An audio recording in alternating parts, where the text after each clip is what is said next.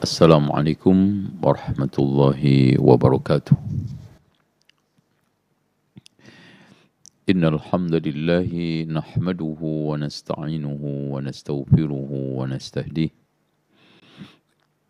wa na'udzu billahi min shururi anfusina wa sayyiati a'malina. Man yahdihillahu fala mudilla lahu wa man yudlil fala hadiya lahu. Asyhadu an la ilaha illallah wahdahu la syarika lahu wa anna Muhammadan abduhu wa rasuluh. Qala Allah azza wa jal ya ayyuhan nasu ittaqu rabbakum alladhi khalaqakum min nafsin wahidah wa khalaqa minha zawjaha wa batha minhuma rijalan katsiran wa nisaa'a واتقوا الله الذي تساءلون به والأرحام إن الله كان عليكم رقيبا وقال عز وجل يا أيها الذين آمنوا اتقوا الله حق تقاته ولا تموتن إلا وأنتم مسلمون وقال تبارك وتعالى يا أيها الذين آمنوا اتقوا الله وقولوا قولا سديدا يصلح لكم أعمالكم ويغفر لكم ذنوبكم ومن يطع الله ورسوله فقد فاز فوزا عظيما فإن خير الحديث كتاب الله وخير الهدي هدي محمد صلى الله عليه وسلم وشر الأمور محدثاتها وكل محدثة بدعة وكل بدعة ضلالة وكل ضلالة في النار. Ikhwani wa akhwati fillah, saudaraku yang dirahmati Allah. Kita kembali memedar mengkaji sejarah manusia-manusia masa lalu, mencoba untuk bersejarah yang benar dengan mengupas kisah-kisah para nabi. Kenapa? Karena di dalam kisah mereka itu ada satu pelajaran yang bagus, pelajaran yang bisa kita ambil. Wa fi qasasihim ibrah. Ada satu pelajaran.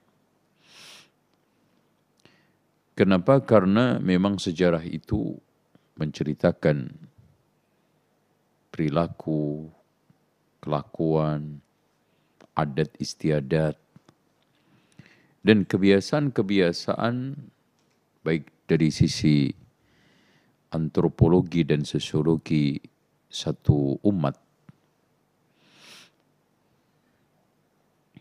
Makanya betul kata Arnold Toynbee bahwa sejarah itu adalah jembatan penghubung antara masa lalu dengan masa sekarang untuk membuat satu pijakan yang benar, untuk membuat satu kerangka pola hidup yang benar di masa yang akan datang.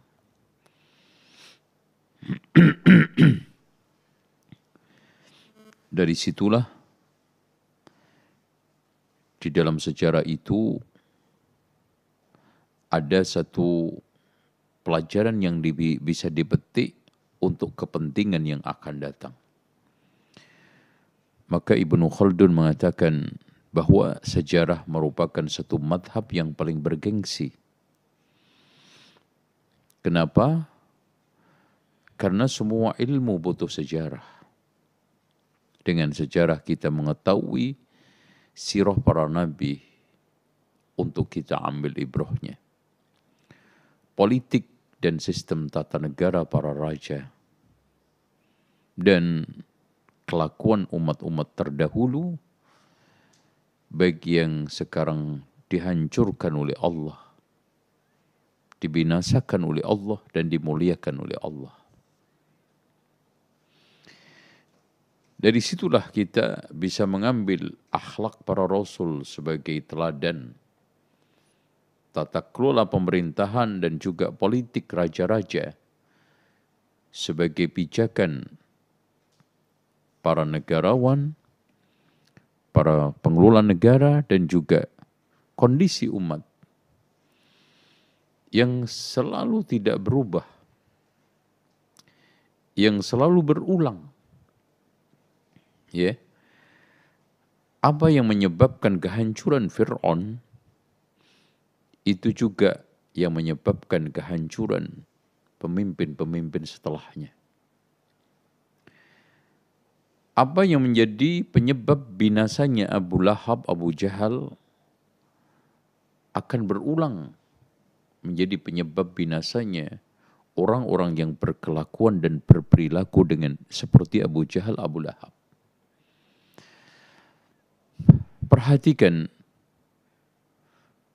bagaimana Allah Subhanahu wa taala menghancurkan kaum Nabi Lut. Dan bagaimana Allah Subhanahu wa taala mengangkat para rasul, para nabi. Ini semua adalah ibrah. Nah, dari sekian tokoh sosok yang menjadi panutan kita dan menjadi cikal bakal terbentuknya bangsa Arab adalah Nabi Ismail alaihissalam.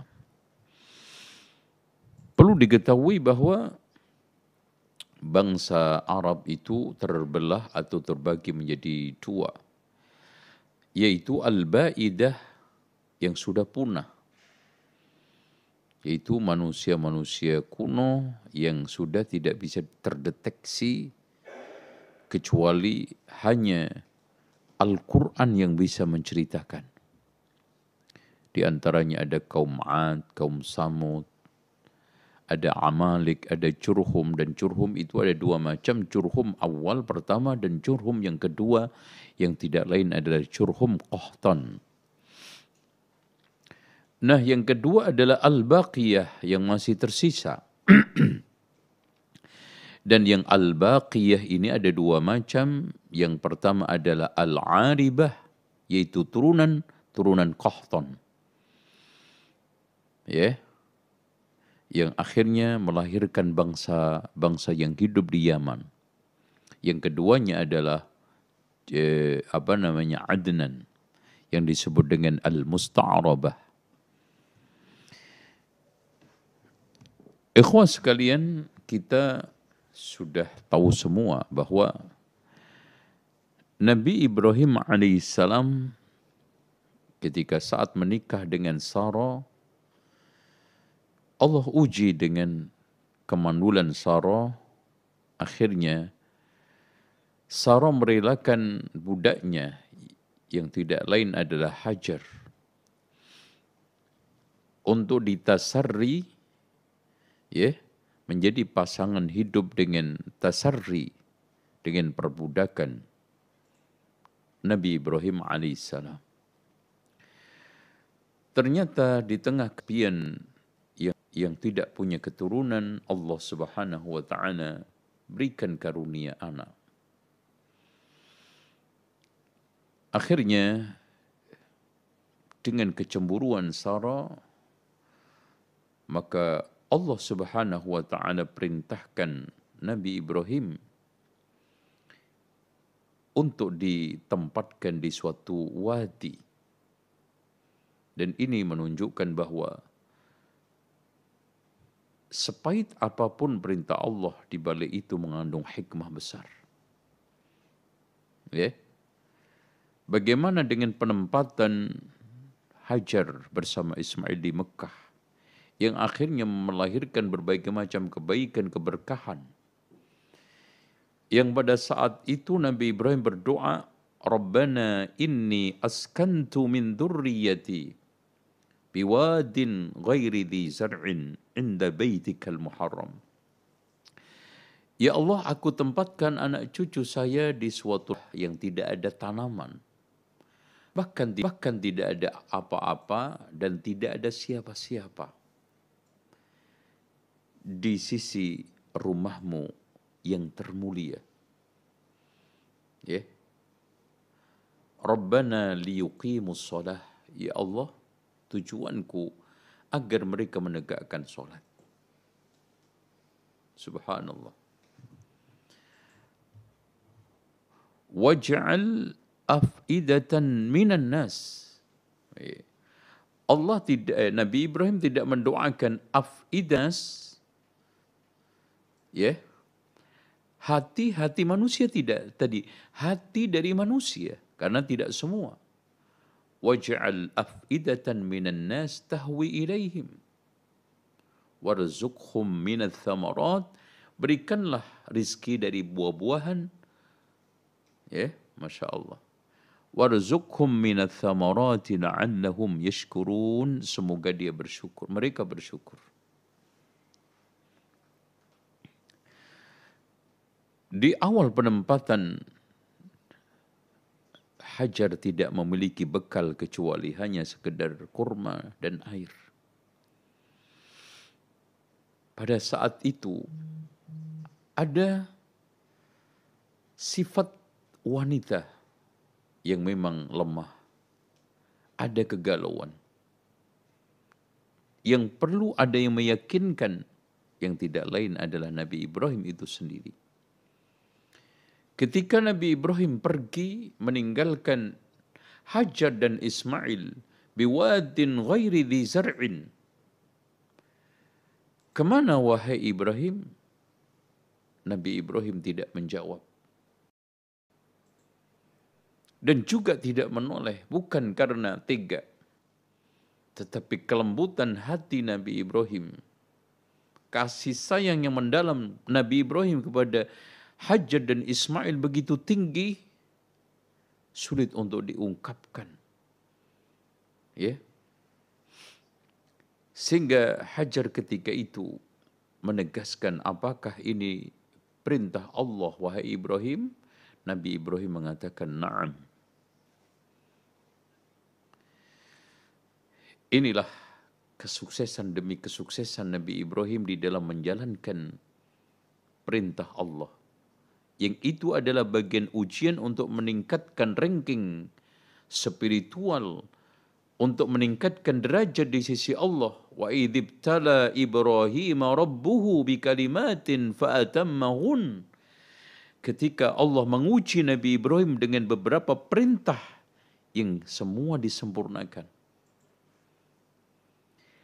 Tetapi jawaban seorang istri yang salihah, seorang istri yang teguh tegar, dengan pendidikan keimanan yang sempurna, ruhiyah yang begitu kuat, dia menjawab, idzan la yu'ni, kalau memang begitu Allah tidak akan menyia-nyiakan saya. Satu ungkapan yang menunjukkan keteguhan dan keyakinan yang ada di dalam hati. Ketawakalan yang kuat yang ditunjukkan oleh Hajar. Coba bayangkan, dan ini bukan sinetron, bukan drama, tapi ini adalah menghadapi satu realitas. Kenapa Hajar dengan kondisi yang begitu menakutkan bagi wanita-wanita zaman sekarang? Kenapa? Pasti takut terlantar, takut tidak bisa makan, takut tidak bisa membesarkan Ismail, takut akan masa depannya. Mau apa? Kerjaan tetap tidak ada, rezeki belum jelas, dan satu tempat yang baru yang belum beradaptasi sama sekali. Tetapi seorang wanita yang memiliki keimanan yang kokoh, ketawakalan kepada Allah yang kuat, sanggup mengatakan, idzan la yudayyi'uni, kalau memang begitu Allah tidak akan menyia-nyiakan saya. Makanya lahirlah anak yang teguh tegar juga, yang itu terbangun di atas keyakinan, karena yakin dan percaya kepada Allah bahwa perintah yang dimimpi itu adalah benar. Nabi Ibrahim jalankan. Karena yakin, teguh dan tegar bahwa perintah Allah itu mengandung kebaikan. Nabi Ismail tegas mengatakan, satajiduni insyaallahu minas sabirin. Engkau akan temukan aku termasuk orang-orang yang sabar, wahai bapakku. Nanti kita akan kisahkan. Mondar-mandir untuk mencari air. Kebingungan sebagai watak manusia, sebagai basyariah muncul. Tatkala air sudah habis, persediaan makanan sudah menipis. Pada saat itu datang pertolongan Allah. Jibril datang membawa pesan dari Rabb. Kemudian dari tapak-tapak atau dari sayapnya Jibril dihentakkan. Kemudian keluar air yang akhirnya Ibunda Ismail menghimpun dengan mengatakan Zam-Zam.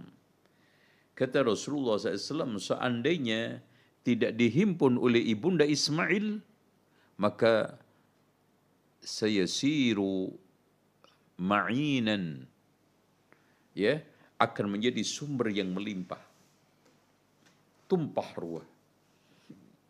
Dan keajaiban alam yang sampai hari ini sumur tertua di dunia yang belum ada tandingannya. Masya Allah. Yang mengeluarkan air jutaan barrel, jutaan liter. Yang diminum jutaan manusia setiap tahun tapi tidak pernah habis. Itulah kuasa Allah, qudratullah.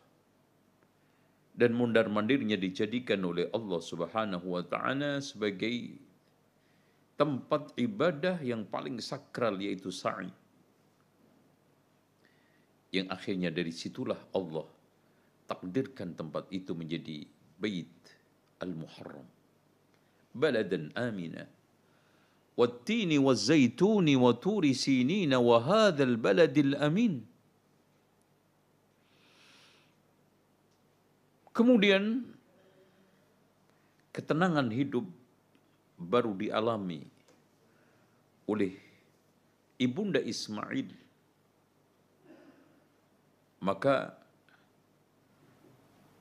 Allah Subhanahu wa ta'ala datangkan suku Amalik, Kila Jurhum, yang akhirnya menjadi bagian bersosial. Dia minta izin tinggal untuk bisa memanfaatkan air. Tetapi Ibunda Ismail menegaskan, tapi kamu tidak punya hak memiliki. Sepakat. Datanglah perintah Allah, ujian yang berat. Ya. Yang dikatakan oleh Allah Subhanahu wa ta'ala di dalam Al-Quran, surat As-Saffat. Saat Nabi Ibrahim pergi meninggalkan Irak dan hiruk pikuk kebengisan dan ketaghutan Namrud, wa qala inni dhahibun ila rabbi sayahdin, saya akan pergi, pindah menuju Allah, hijrah. Dan ketika itu ditemani Nabi Lot, yang ketika itu mulai diangkat oleh Allah menjadi nabi, yang beriman pada saat Nabi Ibrahim dibakar, tapi Allah berikan mukjizat tidak terbakar. Ditemani Sarah, ya. Kemudian di dalam proses perjalanan lewat Mesir diberikan oleh seorang raja yang awalnya ingin memperkosa Sarah. Akhirnya Allah Subhanahu wa ta'ala tunjukkan kemukjizatan, akhirnya dia sadar, memberikan hadiah Hajar, dibawalah ke Palestina. Kemudian akhirnya dihadiahkan, Rabbi habli minas salihin, ya Allah karuniakanlah dari Hajar atau dari Sarah, tidak peduli, seorang keturunan atau keturunan-keturunan yang salihin. Akhirnya apa? Fabasyarnahu bighulamin halim. Allah karuniakan seorang anak yang halimun, lapang dadanya, subhanallah. Allah berikan nama Halim seperti yang dinamai. Lapang dada menerima perintah Allah, sabar di dalam menerima ujian. Kalau Nabi Ibrahim alaihissalam dikatakan oleh Allah ujian berat, coba bayangkan Pak, mana yang lebih berat? Yang menyembelih apa yang disembelih? Makanya ini merupakan satu ujian yang berat untuk keduanya. Dan terberatnya adalah Nabi Ismail. Sanggup dengan kelapang dadaannya, dengan keimanannya, dengan ketakwaannya menerima perintah itu. Dan bahkan dia mengatakan, Ya abati fa'al ma tu'maru. Masya Allah. Ini adalah tingkatan birrul walidain yang tidak bisa dicapai oleh siapapun. Ya. Ini adalah birrul walidain, macam di antara derajat birrul walidain tertinggi yang tidak akan bisa dilakukan oleh siapapun sampai hari ini dan mungkin ila yaumil qiyamah. Satu kebaikan anak kepada orang tua, kepada ayahandanya, sampai rela mengorbankan nyawanya demi kebaikan ayahnya di dalam rangka menjalankan nubuwah, di dalam rangka untuk menapakkan risalah, di dalam rangka untuk memenuhi perintah Allah Subhanahu wa ta'ala. Dan Nabi Ibrahim tawarkan supaya tidak ada pemaksaan. Masya Allah ya. Ini padahal sahibut taklif yang berhak untuk diperintah. Keindahan Islam, keindahan dakwah para rasul, para nabi, nggak ada paksaan. Diambil kerelaannya Nabi Ismail untuk menunaikan itu semuanya dengan mengatakan, Ya bunayya inni ara fil manami anni adbahuka fandur madza tara. Wahai anakku, aku melihat satu mimpi, dalam mimpi itu aku diperintahkan untuk menyembelihmu. Bagaimana pendapatmu?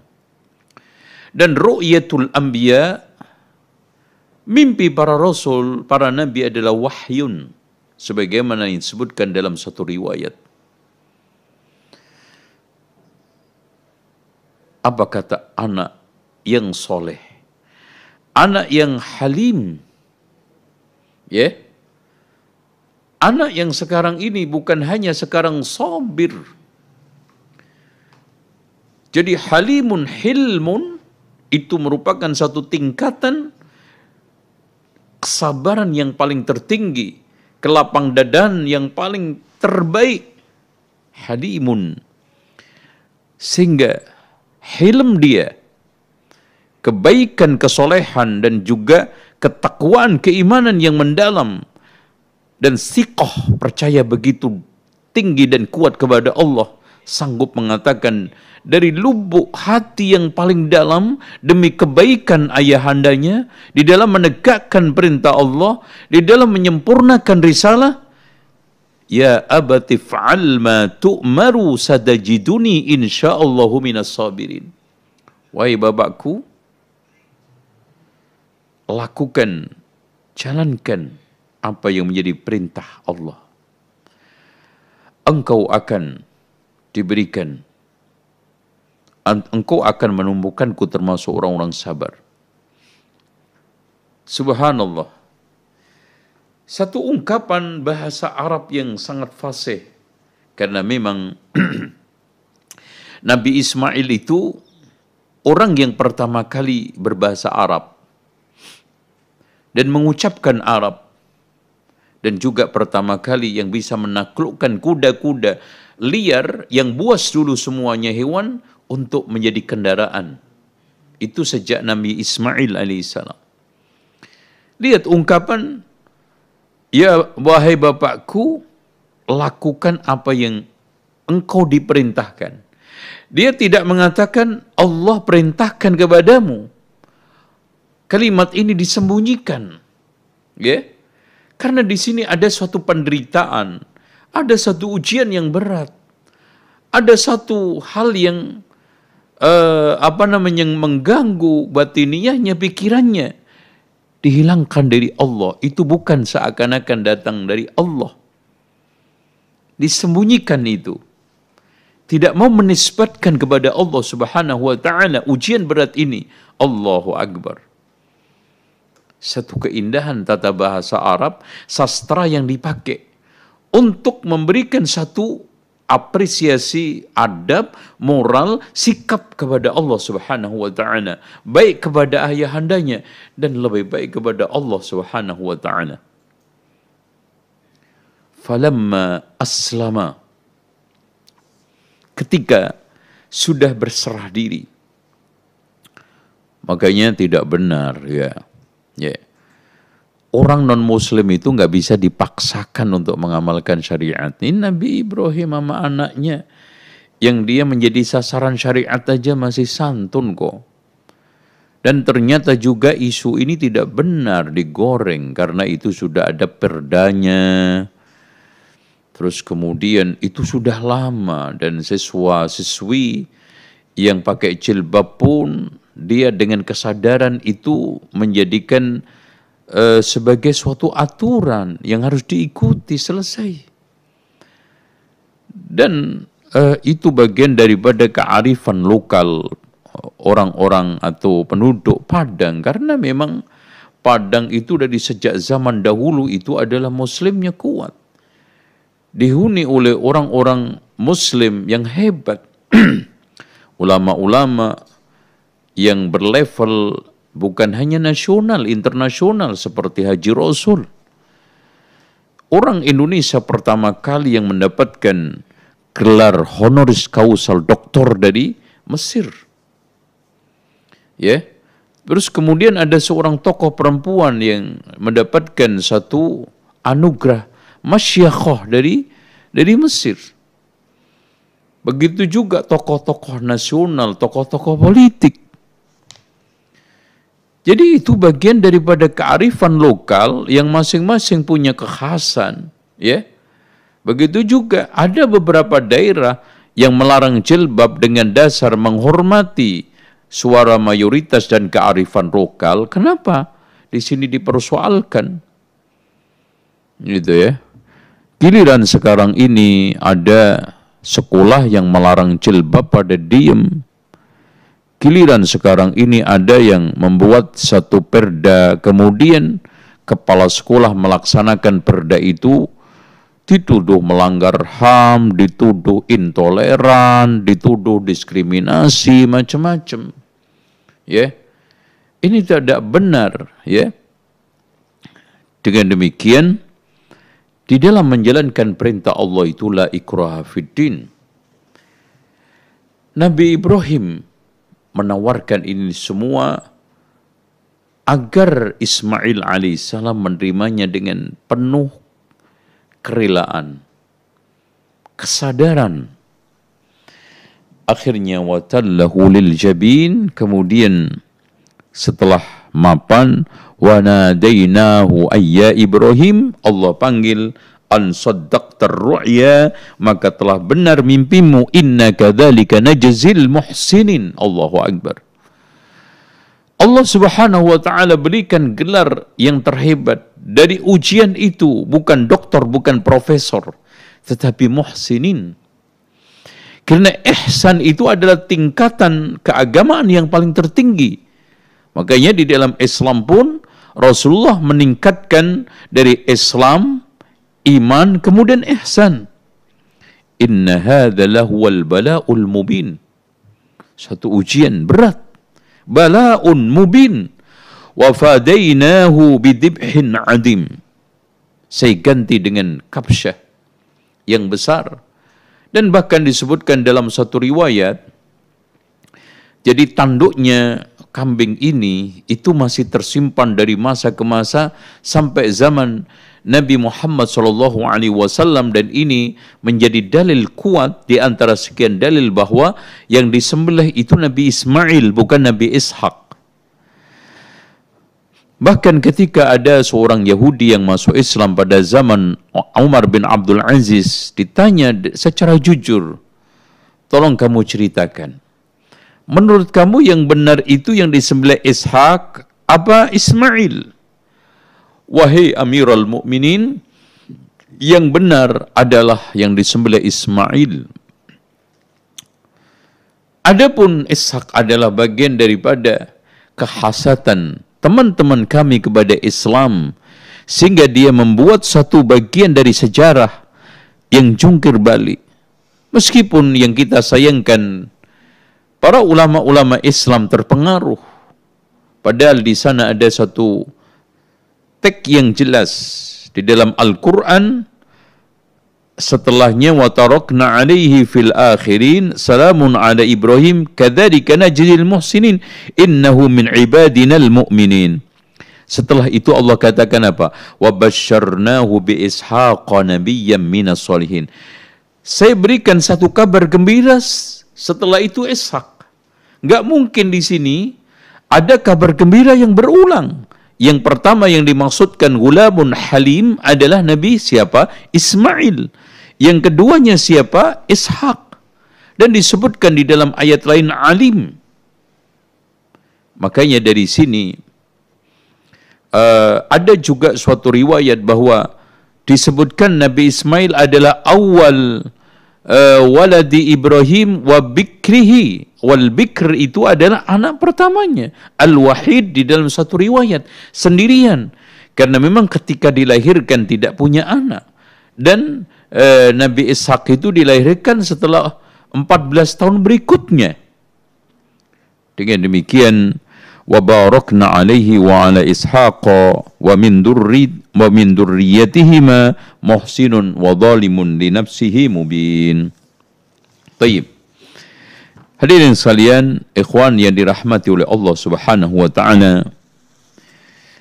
Allah Subhanahu wa taala juga menegaskan dalam surat Maryam, mengomentari wadkur fil kitabi Ismail innahu kana shadiqal wa'di.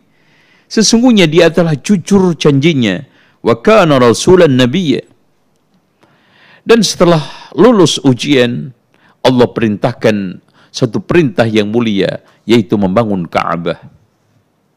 Jadi kedatangan Nabi Ibrahim alaihissalam ke Mekah ini tampak berkali-kali, ya. Kedatangan ketika menghantarkan, kedatangan ketika menyembelih, dan mungkin ada kedatangan-kedatangan lain kita tidak mengetahui rekaman sejarah, karena Al-Quran hanya menyampaikan yang penting-penting. Kemudian kedatangan berikutnya adalah Nabi Ibrahim alaihissalam mendapatkan perintah untuk membangun Ka'bah. Wa idh yarfa'u Ibrahimul qawa'ida minal bait wa Ismail. Ya. Kemudian dari sini Allah Subhanahu wa taala menjadikan satu kemukjizatan yang dahsyat, adanya batu yang datang dari surga, yaitu Hajar Aswad, yang dikatakan oleh Rasulullah SAW, masu hajaril aswad war ruknil yamani yakhuttu al khataya khatta, menghapus dosa sehapus-hapusnya. Kemudian menghitam, kata Rasulullah SAW, yang datangnya putih bening karena banyaknya lelusan manusia. Dan kemudian di sana ada batu yang digunakan oleh pijakan Nabi Ibrahim, karena Nabi Ibrahim datang ketika itu sudah tua, sehingga menurunkan batu itu susah, makanya dibantu dengan batu tersebut, akhirnya menjadi maqam Ibrahim. Dan akhirnya Nabi Ibrahim diberikan oleh Allah karunia anak salihah, keturunan yang akhirnya ditutup manusia yang paling mulia, Nabi yang paling mulia, yaitu Nabi Muhammad SAW. Nah, perlu diketahui bahwa sebelum saya buka tanya jawab, saya ingin sampaikan bahwa Nabi Ibrahim memiliki dua anak. Yang pertama adalah Ismail, nanti menurunkan bangsa Arab, kemudian Adnan, kemudian Nabi Muhammad SAW. Dan Nabi Ibrahim alaihissalam adalah bapak yang paling apa namanya atau Nabi Muhammad ini turunan yang paling mulia, paling dekat. Rasulullah juga mengatakan sebagaimana yang telah ditirukan oleh Allah, inna aulan nasi bi Ibrahim lalladzi tabauka, sesungguhnya orang yang paling berhak dengan Nabi Ibrahim adalah yang mengikuti Rasulullah SAW. Dan wa may yarghab an millati Ibrahim illa man safiya nafsa, tidak ada orang yang benci dengan agamanya Nabi Ibrahim kecuali orang yang pandir, orang yang bodoh. Dan Nabi Ibrahim adalah makana Ibrahimu Yahudiyan wala Nasraniyan walakin kana hanifan muslima, ya, agamanya tauhid, tidak Yahudi, tidak Nasrani, tidak syirik, tapi hanif. Nah, turunan Nabi Ismail ini rata-rata yang mengembangbiakkan bangsa Arab itu karena anaknya Nabi Ismail itu sangat banyak, ya 12, kemudian dari Qundar sama Nabit inilah yang melahirkan bangsa Arab. Kemudian Ishak itu memiliki 2 anak, Yakub sama Ais. Yakub akhirnya menjadi nabi, memiliki 12 anak. Di antaranya adalah Nabi Yusuf, nanti kita ceritakan, tapi sebelumnya insya Allah di pertemuan yang akan datang kita akan bahas secara spesifik sejarah atau kisah Nabi Ishak alaihissalam.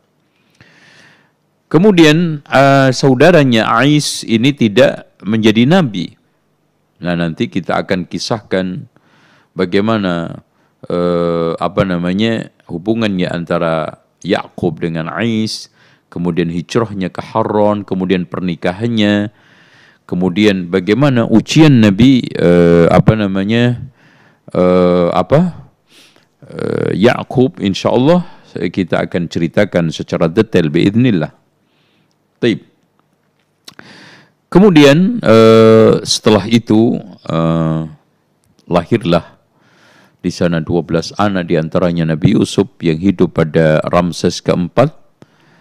Dan perlu diketahui bahwa raja-raja pada zaman Nabi ke Nabi itu, ya, kalau Nabi Nuh alaihissalam kita tidak bisa memastikan secara pasti berdasarkan data sejarah ini raja yang hidup pada zaman Nabi Nuh ini siapa, tidak ada ketahuan, ya. Ada yang menyebutkan seperti seperti Al-Mas'udi di dalam kitabnya Murujud Dhahab, tetapi kita tidak bisa memastikan raja yang hidup pada zaman Nabi Nuh itu, kata sebagian ahli sejarah adalah Dhahak. Dan cerita Amalik, manusia yang imlak itu, yang katanya sampai menyentuh langit dan yang lainnya, ini semua adalah cerita-cerita yang tidak bisa dibenarkan begitu saja. Nah, kita bisa mengenali adanya raja-raja itu sejak Nabi Ibrahim alaihissalam. Adanya Namrud, bahkan sebagian ahli sejarah Al-Azruqi yang dikuatkan oleh Syekh Muhammad ibn Shalih Al-Utsaimin bahwa Zulkarnain itu hidupnya pada zaman Nabi Ibrahim. Nah, kalau Zulkarnain ini hidup pada zaman Nabi Ibrahim, makin fatal salahnya orang yang mengatakan bahwa tembok Cina itu adalah yang membangun Zulkarnain dan di situ adalah tempat sembunyinya Ya'juj Ma'juj. Nggak nyambung. Karena menurut data sejarah, tembok Cina itu baru dibangun secara kolosal itu abad atau tahun ke-225 sebelum Masehi. Jadi baru saja. Ya. Sementara Nabi Ibrahim alaihissalam itu hidup pada abad 4000 sebelum Masehi. Jadi jauh sekali. Ya. Meskipun ada yang mengatakan pada zaman Nabi Musa, Nabi Khidir dan yang lainnya. Wallahu a'lam bishawab. Ini adalah pertanyaan yang cukup mendasar, di mana Apa perbedaan ijtihadiyah, khilafiyah? Hadhil masailul ijtihadiyah, ini adalah masail ijtihadiyah. Ini adalah al-masail al-khilafiyah. Ini adalah al-masail bid'iyah. Okey. Al-ijtihadiyah berasal dari ijtihad. Dan ijtihad itu sah di dalam Islam. Karena Rasulullah mengatakan, "Idza ijtahada al-hakimu fa asaba falahu ajrun, wa in akhta'a falahu ajrun." Jika seorang hakim, dan di sini hakim adalah bisa penegak hukum atau hakim biasanya imam, karena dulu juga penegak hukum dan juga ulama. Benar ijtihadnya mendapatkan 2 pahala, dan kalau salah mendapatkan 1. Dari sini kita bisa simpulkan bahwa masalah ijtihadiyah itu adalah masalah yang tidak ternaskan oleh Al-Quran dan Sunnah. Makanya ketika Mu'ad diutus Rasulullah ke Yaman, dengan apa kamu akan menghukum? Dengan Al-Quran, kalau tidak menemukan dengan Sunnah. Kalau tidak menemukan dengan ra'yu saya wala ahlu. Nah, ini yang paling penting. Saya tidak teledor. Saya tidak gegabah. Dari sini, tidak semua ijtihad itu bisa kita terima. Dan tidak semua orang itu bisa menempatkan diri sebagai mujtahid. Seorang ulama mujtahid adalah ulama yang capable, ulama yang mengalimi, mengetahui secara utuh ilmu-ilmu syariat, menguasai ayat-ayat dan sunnah hadis tentang hukum, dan memenuhi persyaratan yang dasar. Di antaranya adalah salamatul i'tiqad, i'tiqadnya lurus, salamatul manhaj, menguasai usulul fikih dan qawaid fikih, menguasai tata bahasa Arab, balaghah bersama manik badi' bayannya, ya, ma'ani badi' dan bayannya, dan menguasai ayat-ayat dan hadis-hadis hukum yang ada. Dia harus mengetahui syurutul qiyas, syurutul ijtihad. Baru kita berikan hak untuk itu. Makanya di sini ada ijtihadiyah, masailul ijtihadiyah as-sa'ighah, masalah-masalah ijtihadiyah yang bisa diterima, masalah ijtihadiyah yang tidak bisa diterima. Dari mana kita ukur? Dari masalah yang terangkat itu, apakah sudah ada dalilnya atau tidak? Kalau sudah ada dalilnya, sudah ada nasnya, maka ijtihadiyah itu tidak diterima. Contoh haramnya musik. Apanya yang diijtihadi? Dari masa ke masa, dari zaman Khulafaur Rasyidin, tidak ada satu yang berkhilaf, ya, bahwa musik itu halal. Ya, masalah-masalah qat'iyat tentang haramnya daging babi, tentang haramnya khamr, ya. Oleh karena itu, masalah ijtihadiyah itu akan menjadi tidak bisa diterima, ghairu sa'ighah, tidak bisa kita loloskan sebagai ijtihad kalau sekarang ada nas, karena la qiyasa ma'an nas, tidak diterima itu qiyas sementara masih ada nas. Kemudian kita lihat seorang ulama yang ijtihad itu sendiri. Kalau dia itu ulama kapabel seperti Imam Abu Hanifah, Imam Syafi'i, Imam Malik, Imam Ahmad, Imam Bukhari, Imam Muslim, Imam Al-Auza'i, Imam As-Sufyan Al-Thawri. Oke. Tapi kalau sekarang ini anggar orang ngambil ayat kemudian dioplos-oplos di otak-atik, ini kemudian lahir masalah ijtihadiyah. Enggak bisa. Itu contoh, makanya di sana ada satu ungkapan, man fassaral Qur'ana bi ra'yihi fa asaba faqad akhta'a. Barang siapa yang menafsirkan Al-Quran dengan ra'yunya tanpa satu landasan, maka benar tetap aja salah. Kenapa? Karena orangnya tidak kababel, betul hanya kebetulan. Kan gitu. Tidak memenuhi syarat. Itu.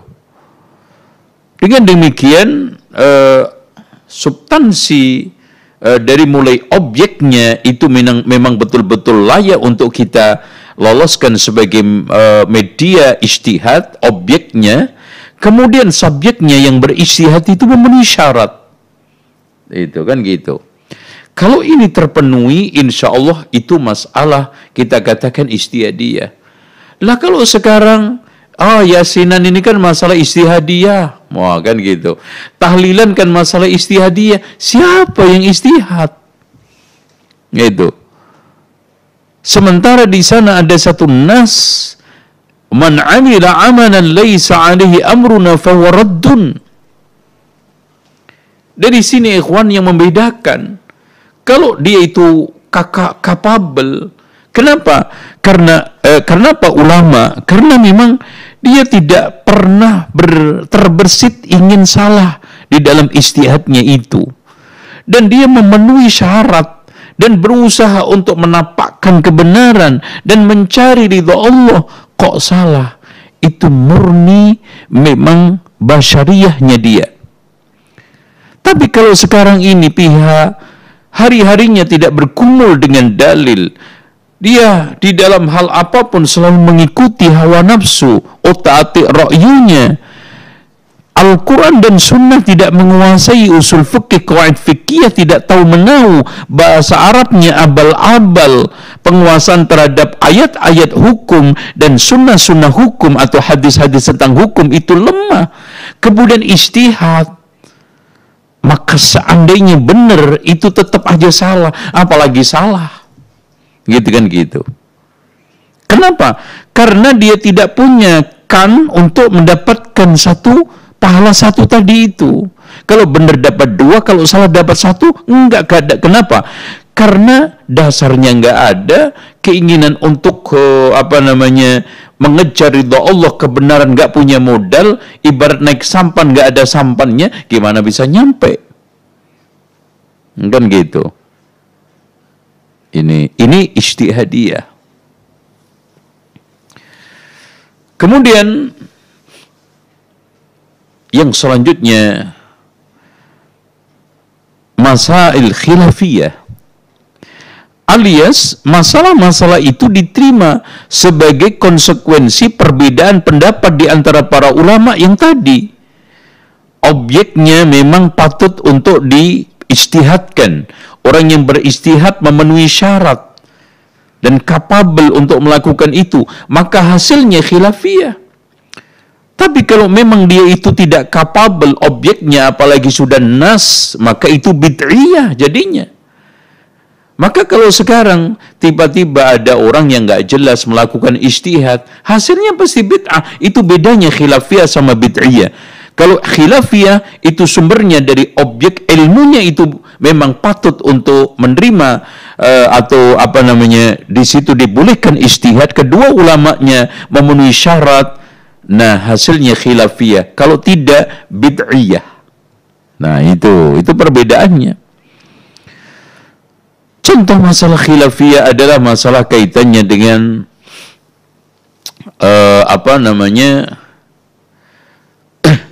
menentukan zakat fitrah. Itu apakah dengan makanan pokok atau uang? Itu masalah khilafiyah.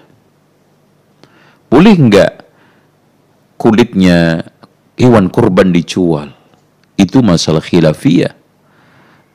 Qiyamul lail lebih daripada, dan pada akhirnya kita juga tidak boleh berkutat berdalil, ini kan ada khilafiyah di antara para ulama, sudah selesai. Enggak benar juga. Kan kadang-kadang kita itu seperti itu, mentang-mentang ada khilaf di antara para ulama, kesalahan kita, kelemahan di dalam beragama itu tidak bisa diluruskan. Dalilnya, ini kan khilafiyah. Dan sok-sokan kadang-kadang menggunakan dalil qawaid fikih yang mengatakan la inkara fil masailil khilafiyah, tidak ada boleh kita itu mengingkari di dalam masalah-masalah khilafiyah. Di dalam hal apa dulu? Substansinya kayak apa? Itu. Kalau sekarang masalah-masalah ijtihad para ulama yang akhirnya menentang dalil, bisa aja terjadi. Oh bisa. Ijtihadnya seorang ulama kadang-kadang bisa menentang dalil, sebagaimana yang telah dijelaskan oleh oleh Imam Ibnu Taimiyah di dalam kitabnya Raf'ul Malam an A'immatil A'lam. Jadi mengangkat ketercelaan dari imam-imam yang mulia karena kesalahan dia di dalam masalah ijtihad. Karena satu, nas tersebut tidak sampai kepada mereka. Dan mau apa? Dalil-dalil yang ada itu tidak tersampaikan kepada Imam Abu Hanifah. Ya kan? Sehingga dia mengatakan bahwa wanita janda itu boleh menikahkan dirinya sendiri. Nggak sampai. Dalil tidak sampai kepada ulama fulan-fulan sehingga dia menghukumi suatu hukum yang akhirnya yukhalifun nas. Makanya Imam Asy-Syafi'i jauh-jauh hari mengatakan in sahhal hadis fa huwa madhhabi. Di mana Imam Asy-Syafi'i ketika itu mengatakan bahwa mashul imamah itu tidak boleh di dalam masalah wudu. Tetapi Imam Nawawi membolehkan dengan mengatakan ini adalah madhabnya Imam Asy-Syafi'i. Kenapa? Karena Imam Asy-Syafi'i mengatakan kalau ada hadis yang sahih dan ini hadisnya sahih. Dan yang kedua, mungkin hadis itu sampai tetapi dengan sanad yang dhaif. Jalan yang sahih tidak sampai kepada ulama tersebut sehingga dia menghukumi khilafun nas. Atau hadis atau nas tersebut sampai kepada ulama tetapi dia berijtihad bahwa nas itu tidak seperti yang diinginkan masalah tersebut. Ya, contoh saja Imam Ibnu Hazm mengatakan bahwa musik itu halal. Ini kita tidak bisa katakan masalah khilafiyah yang sa'ighah, masalah ijtihadiyah yang kita terima. Kenapa? Karena yukhalifun nas as-sharih, menentang nas yang sharih, menentang qawaid-qawaid ijtihadiyah, dan kebanyakan para ulama mengatakan musik itu haram. Jelas kok di dalam Sahih Bukhari Rasulullah katakan la yakunanna fi ummati aqwamun yastahilluna al-hirra wal harir wal khamr wal ma'azif. Akan muncul di tengah umatku ini sekelompok kaum yang menghalalkan zina, sutra, khamr, musik. Nah, seperti inilah kita itu bisa membedakan ijtihadiyah, khilafiyah, bid'iyah. Jadi intinya, closingnya, bahwa masalah itu kita bisa katakan bid'ah atau tidak, itu satu, menentang usul Alkitab was sunnah. Meskipun itu bermuara dari ijtihad ulama. Ya, makanya meskipun ulama itu juga tidak sengaja melakukan kebid'ahan, tetapi akhirnya ijtihadnya dia itu menentang usul ad-din, menentang nassus sharih, maka itu akan bisa menimbulkan kebid'ahan. Ya. Terus kemudian yang kedua, bahwa dasar daripada ijtihad tersebut yukhalifun nassus sharih. Ya. Kemudian yang ketiganya adalah menentang masalah-masalah yang qat'iyah. Jadi ijtihad para ulama yang akhirnya adalah menentang ijma', menentang masalah-masalah qat'iyat, maka kita bisa katakan itu adalah bid'ah. Meskipun dia seorang ulama kapabel, tapi akhirnya menentang ijma', menentang masalah-masalah yang qat'iyat, al-maqtu' bih, maka hal tersebut akan menjatuhkan masalah tersebut adalah masalah bid'iyah, meskipun ulamanya kita tidak bisa katakan ahli bid'ah. Itu tolong dicamkan. Makanya di sana ada kearifan yang dimiliki ahli sunnah wal jamaah, bahwa kita tidak bisa menggelari ulama itu sebagai ahli bid'ah karena terjatuhnya di dalam beberapa masalah ijtihad yang akhirnya membuahkan satu kebid'ahan. Bukankah kita ketahui beberapa ulama terjatuh di dalam membolehkan peringatan Maulid Nabi, sementara Maulid Nabi itu adalah bid'ah? Iya kan? Ada beberapa ulama yang terjatuh ke dalam bid'atul irja. Ya. Ada yang terjatuh kepada bid'atul khuruj. Ini semua, bahkan ada yang terjatuh ke dalam asy'ariyah. Apakah kita dengan itu serta-merta kita katakan ahli bid'ah? Tidak. Kita cek dulu, kita lihat dulu bagaimana syarat-syaratnya. Wallahu a'lam bishawab. Ini memanjang. Wallahu a'lam bishawab. Kita di ujung acara kita simpulkan bahwa kita telah sampai kepada satu natijah bahwa sejarah itu tidak bisa kita hindarkan dari kehidupan, dan bersejarah dengan benar merupakan tuntutan agama. Bahkan mempelajari sejarah merupakan satu kewajiban, minimal fardu kifayah.